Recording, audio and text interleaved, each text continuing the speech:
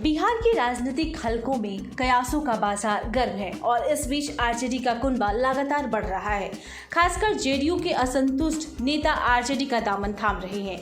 इसी कड़ी में नेता प्रतिपक्ष तेजस्वी यादव ने आज जेडीयू से आरजेडी में आए पूर्व विधायक माहेश्वर प्रसाद सिंह का स्वागत करते हुए राजद की सदस्यता का प्रमाण पत्र भेंट किया। माहेश्वर सिंह एवं उनके साथ ही आए सैकड़ों कार्यकर्ताओं ने भी राजद की सदस्यता ली है। माहेश्वर सिंह ने नेता प्रतिपक्ष को प्रतीक चिन्ह, फूलों का गुलदस्ता और अंग वस्त्र भेंट कर सम्मानित किया। माहेश्वर सिंह 2 बार विधानसभा के सदस्य रह चुके हैं और अब आरजेडी का हिस्सा हो गए हैं। तेजस्वी यादव बहुत कम लोगों को इतने सम्मान के साथ पार्टी की सदस्यता दिलाते हैं। जाहिर है इसका नितार्थ आप भी समझते होंगे। तेजस्वी यादव और माहेश्वर सिंह ने इस दौरान क्या कुछ कहा, आइए सुनते हैं। और सबसे पहले हम माहेश्वर बाबूजी का और उनके सभी तमाम साथियों को दिल से धन्यवाद देते हैं कि आज के दिन उन्होंने एक अहम फैसला लिया है और जनता दल यूनाइटेड छोड़ करके अपने सभी साथियों के साथ वो राष्ट्रीय जनता दल लालू जी के नेतृत्व में उन्होंने जो इच्छा जताई है और पार्टी ज्वाइन किया है, इसके लिए सभी साथियों को हम धन्यवाद देते हैं। पूरी तरीके से बिहार में अफसरशाही चरम सीमा पर, अफसरशाही पूरी तरीके से बिहार में बेलगाम हो चुकी है। हमने ये भी बोला कि भ्रष्टाचार, संगठित भ्रष्टाचार के भीष्म पितामह नीतीश कुमार जी लगभग जो है आप देखिएगा 60 से 70 घोटाले, बड़े घोटाले हो गए, लेकिन किसी अधिकारी पर या मंत्री पर या किसी पर कार्रवाई नहीं की जाती। आप एक बात समझ लीजिए कि जो गिरी हुई सरकार, पूरी तरीके से ये गिरी हुई सरकार और गिरी हुई सरकार का गिरना तय है। एक आशा की किरण हम लोगों को तेजस्वी यादव जी में दिखाई दे रहा है। नया बिहार बनाना है और इनको बिहार का मुख्यमंत्री बनाने में जितना भी सहयोग हो सकेगा हम लोग करेंगे। हम लोग आने के पहले एक आध आदमी और भी प्रयास किया था, हम पर भी एक दबाव पड़ा, तो हम कहे कि रघुकुल रीति सदा चली आई, प्राण जाए पर वचन न जाए। हम तो 30 तारीख को ही हम नेता, वह परिवार शुरू से ही हमारा नेतृत्व किया है। लालू यादव जी के छत्र छाया में हम लोग रहे हैं और 30 तारीख को हम गए, मुलाकात किए। उसी दिन हम तेजस्वी यादव जी को नेता मान लिए। कागज पर लिखने और पढ़ने से सिद्धांत बनता और बिगड़ता नहीं है। बिहार में अफसरशाही को लेकर उपजा विवाद थमता नजर नहीं आ रहा है। अब तक सिर्फ समाज कल्याण मंत्री मदन साहनी ही ये आरोप लगा रहे थे। अब यह सूची और लंबी होती जा रही है, जिसमें सीएम नीतीश कुमार के दूसरे मंत्री सहित जदयू के विधायक भी ये मान रहे हैं कि बिहार में स्थिति सही नहीं है। यहाँ कुछ अफसर ऐसे हैं जो खुद को मंत्रियों से भी ऊपर मानते हैं। भाजपा जदयू ने इन विधायकों ने मदन साहनी के आरोपों का समर्थन करते हुए कहा है कि उनके आरोप पूरी तरह से सही है। जिन विधायकों ने मदन साहनी का समर्थन किया है उनमें विधायक ज्ञानेंद्र सिंह ज्ञानू, हरि भूषण ठाकुर बचौल, विधायक डॉक्टर मिथिलेश्वर कुमार, अरुण शंकर प्रसाद और जदयू के डॉक्टर संजीव कुमार भी शामिल है। जनता के लिए फिर से दरबार लगाएंगे नीतीश कुमार। आपको बता दें कि मुख्यमंत्री नीतीश कुमार बहुत जल्द जनता दरबार की दोबारा से शुरुआत करने जा रहे हैं। जनता दरबार 4 केजी के अहाते में बने एक बड़े से हॉल में किया जाएगा। इसी का जायजा लेने के लिए सीएम नीतीश कुमार शनिवार को अचानक ही 4 केजी परिसर में पहुंच गए। बताया जा रहा है कि जिस कमरे में जनता दरबार लगने वाला है उसी का उन्होंने मुआयना किया है और जरूरी निर्देश भी अधिकारियों को दिए हैं।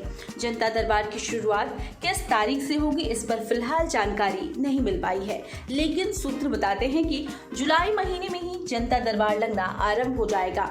आपको बता दें कि पहले एक अणे मार्ग में जनता के दरबार में मुख्यमंत्री कार्यक्रम में लोगों से मिलकर उनकी शिकायतें और समस्याएं सुनते थे। इसी जनता दरबार में तमाम विभागों के मंत्री और विभागीय आला अधिकारी उपस्थित रहते थे और आम जनता की कठिनाइयों की सुनवाई के साथ ही समस्याओं के निदान की कार्रवाई तुरंत शुरू हो जाती थी। वर्ष 2006 से 2016 तक इसका आयोजन होता रहा है। हालांकि बिहार में लोक शिकायत निवारण अधिकार कानून लागू करने के बाद मुख्यमंत्री ने जनता के दरबार में मुख्यमंत्री कार्यक्रम को स्थगित कर दिया था। बीते जनवरी में ही सीएम नीतीश कुमार ने जनता दरबार दोबारा शुरू किए जाने की जानकारी मीडिया के साथ साझा भी की थी। जानकारी के अनुसार इस बार मुख्यमंत्री नीतीश कुमार पहले की तरह प्रत्येक सोमवार को जनता दरबार में मुख्यमंत्री उपस्थित होंगे। प्रत्येक सोमवार को अलग अलग विभागों के मामले लिए जाएंगे और संबंधित विभागों के अधिकारी भी जनता दरबार में मौजूद रहेंगे। लोजपा में हुई टूट के बाद अब चिराग और पारस गुट आमने सामने हैं। बिहार की सियासत भी अब गर्माने लगी है। 5 जुलाई को रामविलास पासवान की जन्म जयंती है। उसी दिन लोजपा को दोनों खेमा बिहार में अपनी ताकत दिखाने की तैयारी में है। चिराग बिहार में आशीर्वाद यात्रा निकालने वाले हैं, वहीं पारस गुट जयंती को बड़े स्तर पर मनाएगा। इस बीच खगड़िया पहुंचे पारस गुट के सांसद महबूब अली कैसर का चिराग समर्थकों ने काला झंडा दिखाकर विरोध किया है। चौधरी महबूब अली कैसर पारस गुट में शामिल हुए सांसदों में से एक हैं। वो 3 दिवसीय कार्यक्रम को लेकर खगड़िया के दौरे पर हैं। शनिवार सुबह उनका काफिला जब गुजर रहा था तो चिराग के कुछ समर्थक सड़क किनारे खड़े थे। जैसे ही काफिला नजदीक पहुंचा, उन्होंने नारेबाजी शुरू कर दी। ये वाकया खगड़िया जिले के सासरपुर के पास हुआ। चिराग गुट के दर्जनों समर्थक सांसद की गाड़ी के सामने आ गए। उन्होंने काले झंडे दिखाना शुरू किया और जमकर नारेबाजी की। इस दौरान चिराग पासवान जिंदाबाद के नारे भी लग रहे थे। बिहार के कैबिनेट मंत्री व विकासशील इंसान पार्टी के राष्ट्रीय अध्यक्ष मुकेश सहनी ने कहा है कि उनकी पार्टी इस बार उत्तर प्रदेश चुनाव में निर्णायक भूमिका में रहेगी और सरकार बनाएगी। सहनी ने कहा है कि वीआईपी 25 जुलाई को फूलन देवी का शहादत दिवस पूरे प्रदेश में भव्य रूप से मनाएगी। इसी दिन सभी 18 मंडलों में वीडियो कॉन्फ्रेंसिंग के जरिए पार्टी कार्यालय का उद्घाटन किया जाएगा। बिहार के पशु एवं मत्स्य संसाधन मंत्री मुकेश सहनी ने कहा है कि निषादों के मुद्दे पर 2022 का विधानसभा चुनाव मजबूती से लड़ेंगे। प्रदेश की 403 सीटों में से 160 सीटें ऐसी हैं जिनमें निषाद मतदाता निर्णायक भूमिका में हैं। उनकी पार्टी की नजर इन सीटों पर विशेष तौर पर है। इसके अलावा भी अन्य सीटों पर संभावनाएं तलाशी जा रही हैं। सन ऑफ मलाह मुकेश सहनी ने शनिवार को आयोजित पत्रकार वार्ता में कहा है कि उत्तर प्रदेश में पार्टी का विस्तार करने के लिए लखनऊ में प्रदेश कार्यालय खुल चुका है। अब मंडल व जिलों में कार्यालय खोले जाएंगे। उन्होंने कहा है कि निषादों को आरक्षण की लड़ाई उनका मुख्य मुद्दा होगा। बिहार विधान परिषद की 19 सीटों पर निर्वाचित होने वाले विधान परिषद सदस्यों का कार्यकाल 16 जुलाई को समाप्त हो जाएगा। पंचायत चुनाव नहीं होने के कारण विधान परिषद में स्थानीय प्राधिकार कोटे की इन सीटों पर चुनाव नहीं होगा। इसके कारण 17 जुलाई से ये सीटें तब तक रिक्त रहेंगी जब तक कि स्थानीय प्राधिकार का नया चुनाव नहीं हो जाता। विधानसभा चुनाव 2020 में 5 सदस्यों के निर्वाचित होने के बाद परिषद की 5 सीटें पहले से ही रिक्त हो गई हैं। इस प्रकार से विधान परिषद की कुल 75 सीटों में से 24 सीटें रिक्त हो जाएंगी। इसमें सबसे अधिक बीजेपी से सीटें हैं। ऐसे में विधानमंडल के मानसून सत्र के दौरान इस बार विधान परिषद खाली दिखेगा। विधान परिषद के स्थानीय प्राधिकार क्षेत्र कोटे से पहले से ही 5 सीटें रिक्त पड़ी हुई हैं। इनमें पटना स्थानीय प्राधिकार क्षेत्र, दरभंगा स्थानीय प्राधिकार क्षेत्र, समस्तीपुर स्थानीय प्राधिकार क्षेत्र, सीतामढ़ी सभर स्थानीय प्राधिकार क्षेत्र और भागलपुर एवं बांका स्थानीय प्राधिकार क्षेत्र भी सीटें शामिल हैं। जमुई के सिकंदरा से क्षेत्रीय विधायक प्रफुल्ल कुमार मांझी ने क्षेत्र भ्रमण के दौरान शुक्रवार को अचानक सिकंदरा पीएचसी का निरीक्षण करने पहुंचे। इस दौरान विधायक ने पीएचसी के प्रसव कक्ष, ऑपरेशन कक्ष, मेडिकल स्टोर सहित बारी बारी से सभी वार्डों का निरीक्षण किया। वहीं स्वास्थ्य केंद्र के साफ सफाई की व्यवस्था को देख विधायक ने स्वास्थ्य कर्मियों को जमकर फटकार लगाई। इस दौरान विधायक ने सिकंदरा पीएचसी प्रभारी चिकित्सा पदाधिकारी खुशरत आजमी को कड़े लहजे में नसीहत देते हुए कहा है कि डॉक्टर भगवान का रूप होते हैं और खासकर मरीजों की देखभाल के साथ स्वास्थ्य केंद्र की साफ सफाई होना अति आवश्यक है। मरीज अपनी परेशानी लेकर स्वास्थ्य केंद्र आते हैं। जिस तरह से स्वास्थ्य केंद्रों में चारों तरफ गंदगी नजर आ रही है, इस तरह से अंदर गंदगी रहेगी तो मरीजों की बीमारी और ज्यादा बढ़ जाएगी। विधायक ने पीएचसी प्रभारी से कहा है कि किसी भी प्रकार की सहायता हो तो हमें तुरंत सूचना दें, आपकी मांग को पूरा करने का प्रयास करूंगा। इस दौरान विधायक ने कहा है कि 5 जुलाई को मैं बिहार के स्वास्थ्य मंत्री से मिलने जा रहा हूं और अपने क्षेत्र के स्वास्थ्य संबंधी समस्याओं को उनके समक्ष रखूंगा। मौके पर जदयू प्रखंड अध्यक्ष ब्रजेश सिंह, जदयू खेल प्रकोष्ठ के जिला अध्यक्ष अनुज सिंह, भाजपा किसान प्रकोष्ठ के जिला अध्यक्ष मनोज सिंह, जदयू नेता अंबिका यादव, भाजपा नेता अनिल दीक्षित, कुमार कृष्ण चंद्रवंशी सहित दर्जनों एनडीए कार्यकर्ता शामिल थे।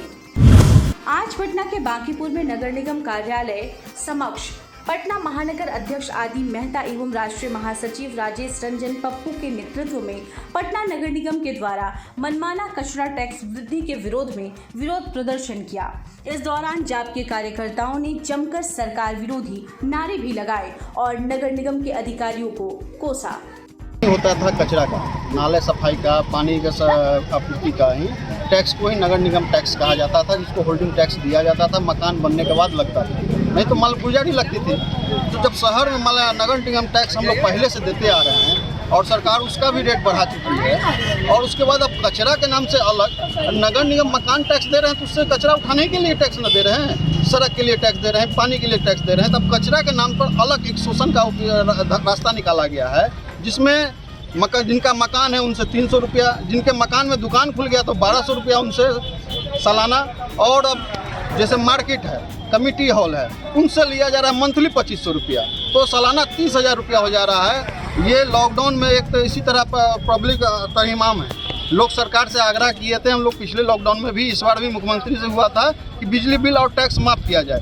एक तो टैक्स माफ़ नहीं किया गया, ऊपर बढ़ा दिया गया है। उसके खिलाफ हम पिछले दिनों ने नगर विकास मंत्री जो उप मुख्यमंत्री हैं उनको ज्ञापन भी दिए थे हम लोग, उन पर कोई एक्शन नहीं हुआ। आज हम नगर निगम बांकीपुर प्रखंड अंचल अधिकारी में हम लोग आज प्रदर्शन कर रहे हैं। इसके बाद तमाम अंचलाधिकारी जो है, कंकड़बाग है, फिर सदर है, सभी जगह प्रदर्शन करेंगे। उसके बाद निगम को हम लोग मेन मोरिया लोग उठाओ। नेपाल और उत्तर बिहार में हो रही लगातार भारी बारिश के कारण राज्य की सभी प्रमुख नदियां उफान पर हैं। आपको बता दें कि बूढ़ी गंडक, बागमती, कोसी के साथ अधवारा समूह की नदियों में उफान है और इसके कारण बिहार में बाढ़ का अलर्ट भी जारी किया गया है। ऐसे में प्रदेश में बाढ़ की स्थिति और गंभीर होती जा रही है। गंगा को छोड़ इन इलाकों की सभी प्रमुख नदियां खतरे के निशान से ऊपर बह रही हैं। खिरोई, बागमती और कमला ने मिथिलांचल तो लाल बकैया ने चंपारण क्षेत्र में कहर बरपा रखा है। नेपाल में वर्षा के कारण गंडक का डिस्चार्ज काफी बढ़ गया है। शुक्रवार को वाल्मीकि नगर बराज पर इसका डिस्चार्ज 2.12 लाख घनसेक पहुंच गया। गंडक अभी डुमरिया घाट में अभी लाल निशान से 53 सेमी ऊपर बह रही है। कोसी 12 क्षेत्र में तो अभी 1 लाख के नीचे है, लेकिन बाराज पर इसका भी डिस्चार्ज 2,31,000 पर पहुंच गया है। आपको बता दें कि सीतामढ़ी जिले में बाढ़ का खतरा लगातार बढ़ता ही जा रहा है। सभी नदियां उफान पर है। बागमती और अधवारा समूह की नदियां खतरे के निशान से ऊपर बह रही हैं। सीतामढ़ी के सुप्पी मेजरगंज प्रखंड के कई हिस्सों में बाढ़ के पानी की वजह से भारी तबाही है। सुप्पी प्रखंड के जमला के समीप बागमती नदी ने तेजी से खेती योग्य जमीन का कटाव हो रहा है। सीतामढ़ी सुरसंड एंड H104 पर कई जगहों पर बाढ़ के पानी का तेज बहाव हो रहा है। मुजफ्फरपुर SKMCH में बन रहा है 150 बेड का कैंसर अस्पताल। आपको बता दें कि सरकार ने टाटा मेमोरियल सेंटर से समझौता करके मुजफ्फरपुर के SKMCH परिसर में कैंसर हॉस्पिटल बनाने के लिए हरी झंडी दे दी है। SK मेडिकल कॉलेज एवं अस्पताल को 15 एकड़ जमीन दी गई है। यहाँ Homi Bhabha cancer hospital and research centre में कैंप अस्पताल बनाकर कैंसर की OPD और कीमियोथेरेपी शुरू कर दी गई है। करीब 300 करोड़ की लागत वाले कैंसर हॉस्पिटल में न सिर्फ कैंसर पीड़ितों का इलाज होगा, बल्कि यहाँ UG, PG नर्सिंग की पढ़ाई के साथ कैंसर का रिसर्च भी होगा। अगले साल से कैंसर के महंगे इलाज के लिए इलाके के लोगों को मुंबई नहीं जाना पड़ेगा। इसके लिए बिहार सरकार की ओर से स्वास्थ्य मंत्री मंगल पांडे और टाटा रिसर्च सेंटर के उप निदेशक डॉक्टर पंकज चतुर्वेदी ने मिलकर समझौता पत्र तैयार कर लिया है। डॉक्टर पंकज चतुर्वेदी ने बताया है कि टाटा इस प्रोजेक्ट पर 300 करोड़ रुपए खर्च करके 150 बेड का हॉस्पिटल बनाएगा।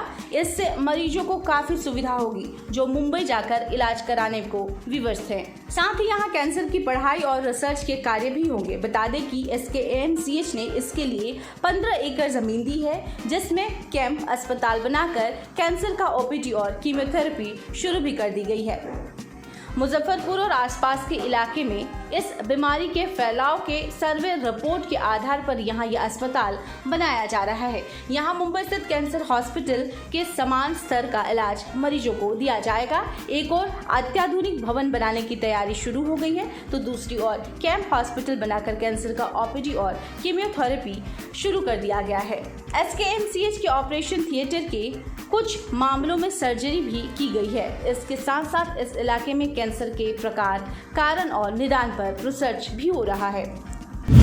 बिहार के दरभंगा में हुए पार्सल बम ब्लास्ट मामले में NIA की टीम आरोपियों को लेकर कोर्ट पहुंची है। आज NIA की कोर्ट में आरोपी सलीम और काफिल को पेश किया जाएगा। दोनों आरोपियों को उत्तर प्रदेश के कैराना से गिरफ्तार किया गया था। NIA के साथ ATS की टीम भी मौजूद है। हम आपको बता दें कि आज सुबह ही दोनों आरोपियों को कड़ी सुरक्षा के बीच पटना एयरपोर्ट से ATS कार्यालय लाया गया। यहाँ दोनों की कोविड जांच की गई। जांच रिपोर्ट नेगेटिव आने के बाद NIA की टीम इन्हें लेकर कोर्ट के लिए रवाना हुई।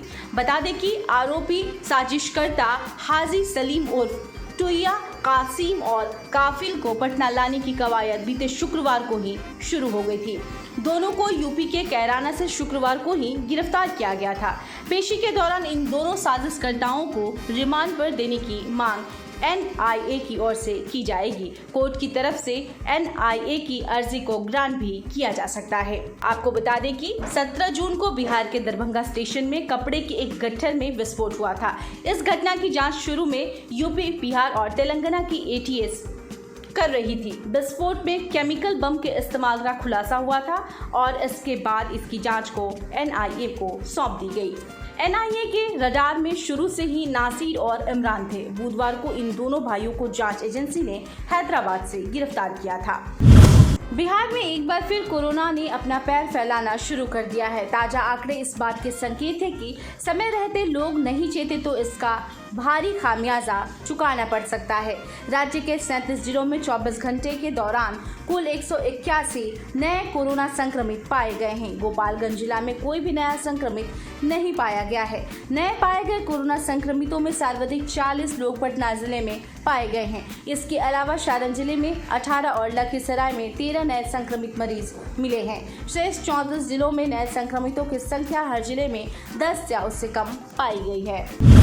रालोसपा के पूर्व जिला अध्यक्ष अरुण मंडल एवं उनकी पत्नी और उनके बेटे पर उनकी बहू के मायके वालों ने घरेलू उत्पीड़न एवं मारपीट का आरोप लगाया है।